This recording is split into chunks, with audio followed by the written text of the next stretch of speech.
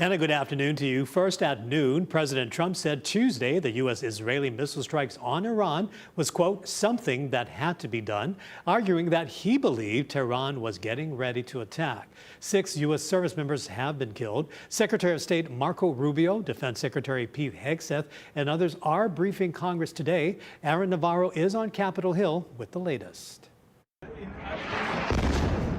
As strikes continue to rock Iran's capital city, President Trump defended his decision to use military force. If we didn't do what we're doing right now, you would have had a nuclear war and they would have taken out many countries because you know what? They're sick people. In the Oval Office Tuesday, the president also pushed back on Secretary of State Marco Rubio's remarks that the U.S. got involved because Israel was planning the strike, triggering retaliation from Iran. Based on the way the negotiation was going, I think they were going to attack first.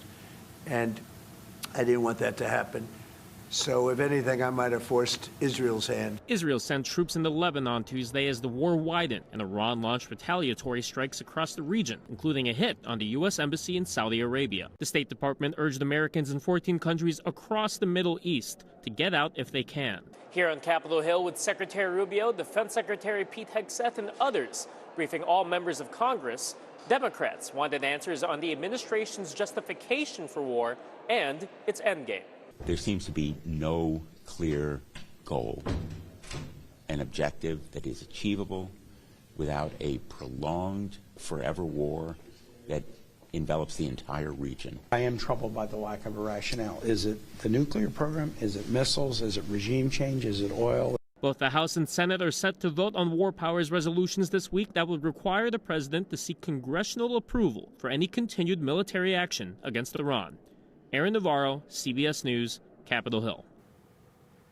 The conflict in Iran is revealing deep divisions about President Trump, war, and the country's future.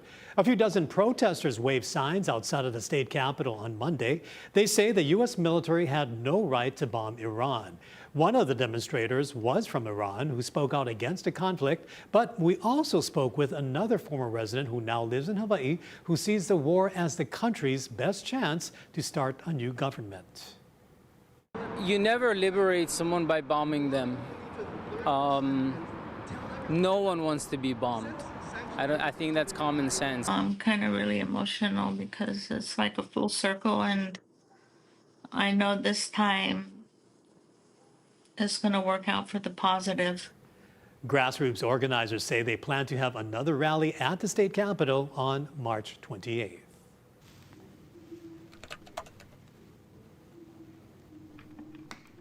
And let's take you to our first alert weather forecast right now. Pretty warm out there over the next couple of days. We're starting to see warmer weather creep right back into the forecast after a particularly cool February. Our weather outside right now, 80 degrees in Honolulu, Lihue around 78 degrees, seeing more sunshine over parts of Maui County, more cloud cover over in Hilo, keeping them in the upper 70s. And really not much rainfall out there. That's going to be the case over the next couple of days. Pretty quiet over Oahu and moving down to Maui County. Pretty dry out there, if anything. A few showers just over Mauka of Hana, and we've actually seen a few downpours develop just offshore of Kailua Kona, and Kauai's been relatively dry out there today. But breezy trades in the forecast. We're going to continue warming up into the weekend where the trades are going to be falling apart. I'll give you the details on that coming up. Much mahalo, Drew. In other news of Hawaii, an armed robbery on Oahu's North Shore was caught on camera. This happened just before 1 yesterday morning. You can see 2 masked men in gray hoodies and sweatpants run up behind a man using an ATM at the Laie shopping center. With guns pointing at him, he drops his cash. The suspects flee with his money, and one of them steals his Toyota Camry. The other drives off in a second stolen vehicle. And just a few hours earlier, HPD says the same suspect stole a white 2021 Nissan Sentra in Mo'iliili, just like the one you see on your screen. Police say one of the thieves rammed the car with a moped near La'au and Date Streets. This was just after 10 p.m. on Sunday night. Call Honolulu Crime Stoppers at the number at the top of your screen if you can help. A Navy officer who was stationed on Oahu will spend 8 years in federal prison for his involvement in an online child porn ring. 22-year-old Romaldo Valdez was sentenced in federal court yesterday after pleading guilty. Court documents show he admitted to being a part of an online group called Greggy's Cult, which distributed sexual images of minors on Discord and other online applications. Valdez will also have to register as a sex offender, serve 10 years of supervised release, and pay a total of $33,000 to 11 victims. None of the victims listed are living here in Hawaii. The man accused of assaulting a Honolulu police officer in Waikiki over the weekend is now charged with attempted murder in the first degree. 33-year-old Braxton Rabago is accused of fighting the officer who was trying to detain him. The officer was taken to a hospital and is listed in good condition. Rabago is also accused of assaulting a 34-year-old man on Kapahulu Avenue shortly before his arrest on Saturday. Bail has been set at $500,000. UFC Hall of Famer BJ Penn could end up back in jail if he continues to refuse to take a mental health exam. The MMA legend was back in court yesterday on charges of family abuse and violating a restraining order. Penn claims imposters have taken the place of his family members. The judge ordered Penn to take the exam last year, but he skipped it. His attorney filed a motion for reconsideration, but yesterday Hilo Judge Peter Kubota denied it and threatened jail time if he misses it again. The media and the prosecutors going to pushing for the mental health test really hurts my ability to make money. Mr. Penn, you have to get the examination done with the state-ordered examiner. And if you don't do that, I'm going to have to consider contempt proceedings against you. Penn is due back in court with the exam results in May. Mayor Rick Blangiardi has proposed a $5 billion budget for fiscal year 2027. Operations take up the majority of the expenses at $4 billion, which is up almost 1% from the current budget. The mayor says that's due to pay and benefit increases from collective bargaining agreements. The budget for capital improvements is down more than 13% at $1.1 billion. Overall, the budget request is nearly $134 million less than the current fiscal year budget. The next fiscal year begins on July 1st. There is a City Council hearing on the budget that is set for next week, Monday. The Hawaiian Council has used a city grant to buy its third housing complex on Oahu. The nonprofit paid just under $3 million for a fully occupied 12-unit building on Lusitana Street in the Punchbowl area. 7 out of the 12 units reserved for low to moderate income households. Only 50% of the tenants there need to be at least 80% AMI. So that's like $83,000 a year or less they need to make. And we know that at least 50% of Honolulu's urban core makes less than that. So I think we won't have trouble finding tenants that qualify. The council is also planning a larger project on Hawaii Island, where it bought 47 acres to build the affordable housing units. Representatives from the Office of Hawaiian Affairs will be on Molokai today to support Native Hawaiian SNAP recipients who experienced additional financial hardship during last year's government shutdown. Eligible applicants will be given a $350 grocery stipend on a first-come, first-served basis. So far, OHA's awarded more than $500,000 in grocery assistance. They were out this morning at Manai Goods and Grinds, and they will be at the Mauna Loa General Store from 2 to 5 this afternoon. And you might have missed it, a total lunar eclipse reddened the moon in the early morning hours of this morning in what is being called a blood moon. This is because Earth blocks most of the sun's light from reaching the moon, and the light that does reach the surface is filtered through a thick slice of Earth's atmosphere. And coming up, a huge cleanup effort in Ke'ehi Lagoon. Details of that coming up, plus a beautiful classic plantation home on Maui has a new life as a boutique hotel. We'll take you to Wailuku for an in-depth look right after the break.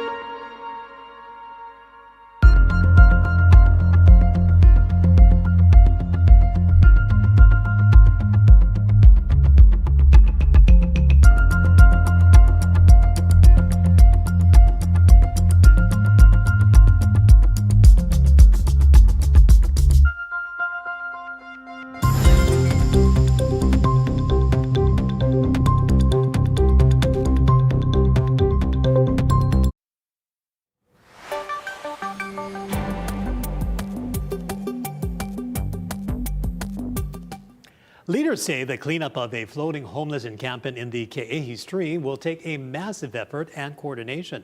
First up, social service groups will be trying to get its residents to leave. Our Daryl Huff reports. The first step to clearing out the folks who live here is to do outreach with them, which is almost impossible because of the mangroves and Keawe. Everyone comes and goes by boat. City officials say they hope to have the squatters out and begin taking down the makeshift structures in about 2 months, a big relief to managers of neighboring Kahauiki village, which houses many formerly homeless families. That's right below a property that we're managing that has over 300 children living there.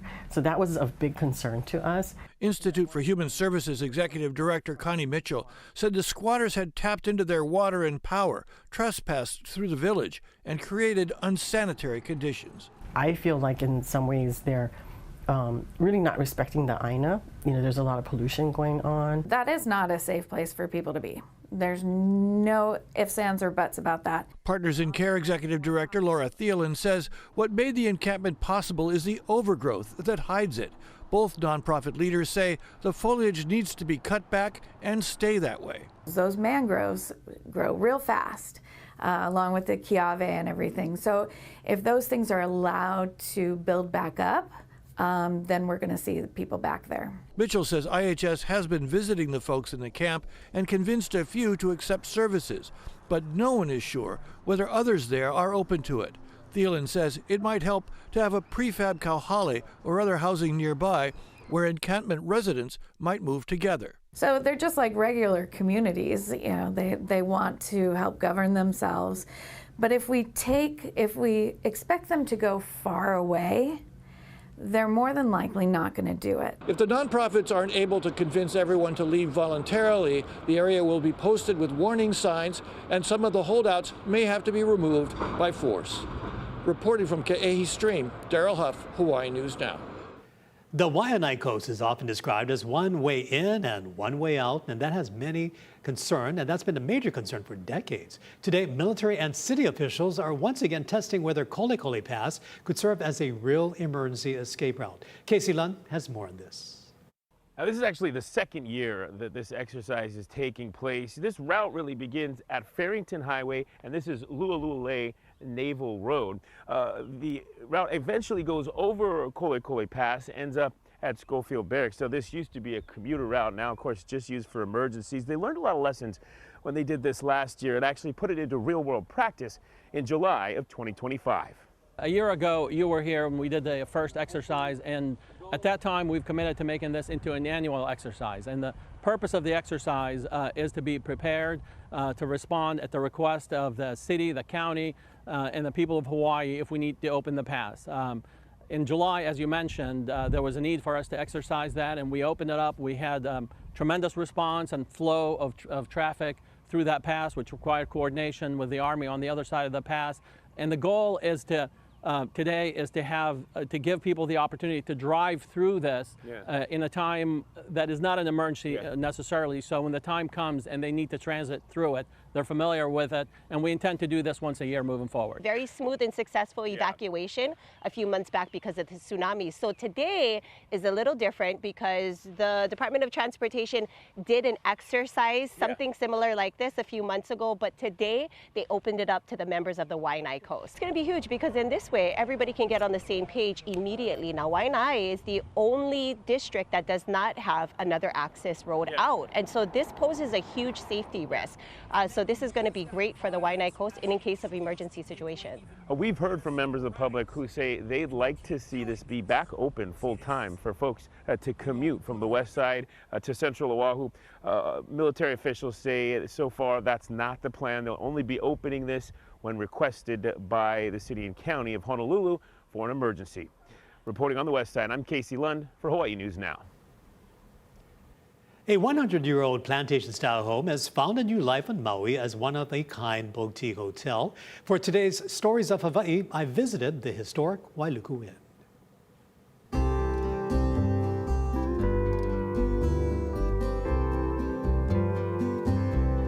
This is the original historic home. We have 4 suites up here in the main house and then 3 suites below, 7 suites in the historic home that was built in 1924. Hidden in the busy heart of an old Maui town is a property known as the historic Wailuku Inn.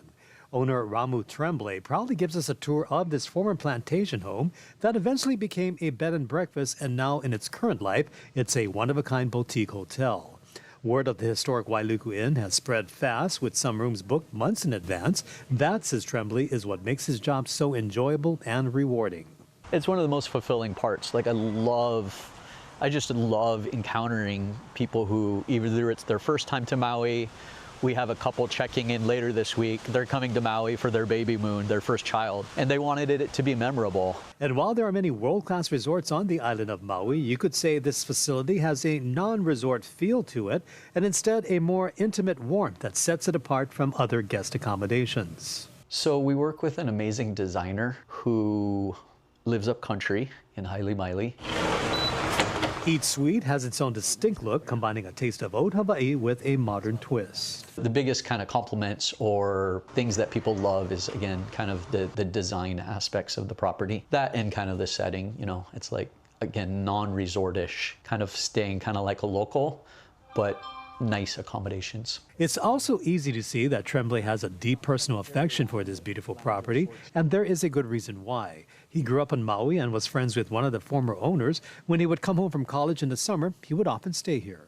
When it came up for sale, I just came to visit with them and say goodbye to them before they moved to Portland, and somehow it came to be that there's like a still small voice that was like, take the baton, it's being handed to you. Tremblay also shares that from the moment the inn opened in 2023, it immediately became a hub where stranded visitors would gather.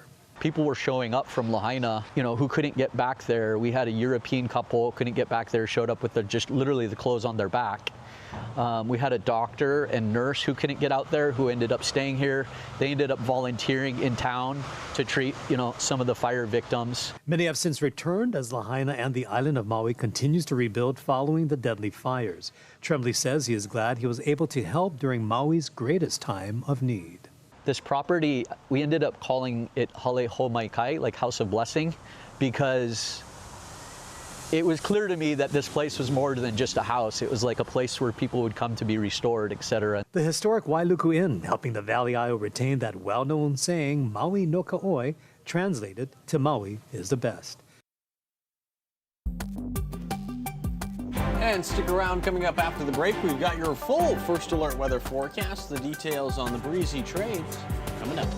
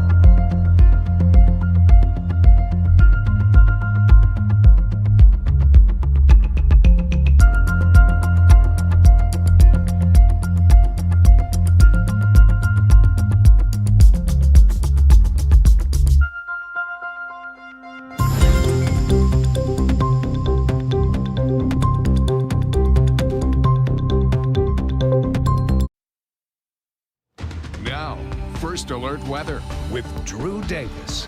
Happy Tuesday, everybody.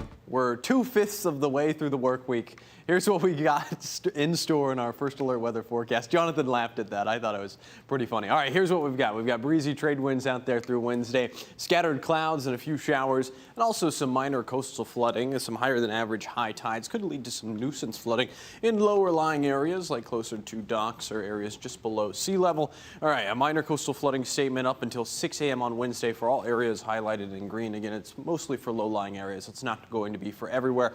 Our first alert futurecast going forward, you still see some scattered clouds out there. Not a ton of rainfall, mostly focused over windward areas. Windward sprinkles, we like to call them here at the Hawaii News Now First Alert Weather Center. Going into Thursday, a little bit more sunshine out there. Our winds outside, also pretty breezy. These are going to be strengthening today and getting breezier as we're going into Wednesday. You can see between 15 to 20 miles per hour. 22 over in Kahului out there, and you can see our first alert windcast. We are going to be seeing sustained winds between 10 to 15 miles per hour later tonight. Once again, strengthening as we're going into your Wednesday afternoon. This is Wednesday around 8 p.m. Still pretty breezy out there. Of course, the breeziest in between, in between the islands of Maui and Hawaii Island, and in between Molokai and Maui out there. There is a small craft advisory out for the choppier conditions expected over the eastern coastal waters of the state. East-southeasterly winds up to 25 knots out there. That starts late tonight and will last until 6 p.m. on Wednesday. Now the details in our surf and shoreline forecast: north-facing shores around 5 to 7, west-facing shores around 3 to 5, small in town around 1 to 3. East-facing shores pretty choppy around 3 to 5. Again, our first alert radar and satellite relatively quiet out there right now. Not seeing a lot, and lots of sunshine out there. Now our 7-day forecast, you can see pretty nice weather over the next couple of days, but warming up, breezy trades tomorrow, lighter winds as we're going into the weekend. Winds around 81 to 80, or temperatures around 81 to 82. Coming up at 12:30, it's Spotlight Now. We'll be sitting down with Governor Josh Green to get his thoughts on the legislative session. We're halfway through, plus his thoughts on his lieutenant governor. Catch Spotlight Now on H&M streaming app, available on Roku, Apple TV, and Amazon Fire.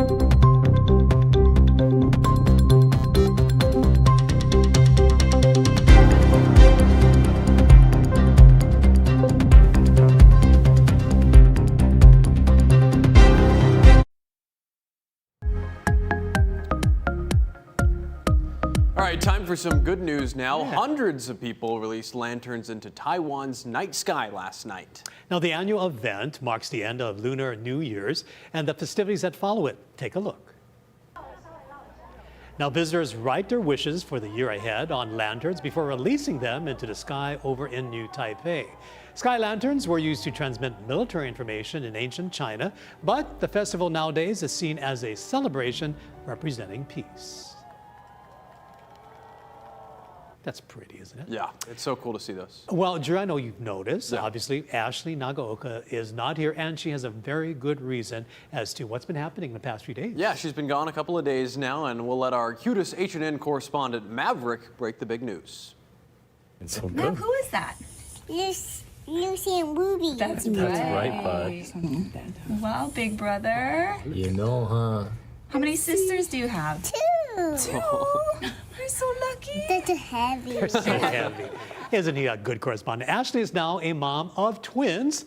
Now, last week, Wednesday, she rushed to the hospital, gave birth to these bundles of joy, Lucy and Ruby. Lucy is 5 pounds, 8.8 ounces, and 20.5 inches, while Ruby, 5 pounds, 5.2 ounces, and 19.25 inches. The babies are healthy, Ashley is healthy, and they're all back home. Congratulations to Ash, Haku, and big brother Mav. We're also thrilled and very excited for them.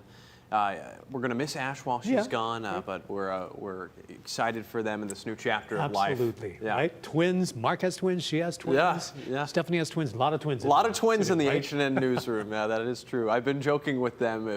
If my wife and I have kids, we'll have twins as well. We'll see when that comes. Okay. All right. Plan ahead. Yeah, I'm excited for Ash and excited for Haku and Mav. And Mav always does a great job as the correspondent. I think he has the DNA in him, right? Yeah. Right. It's going to be following in his mom's footsteps. He really does a good job. Yeah. Weather-wise, anything happening? That It's going to be pretty quiet out there this week.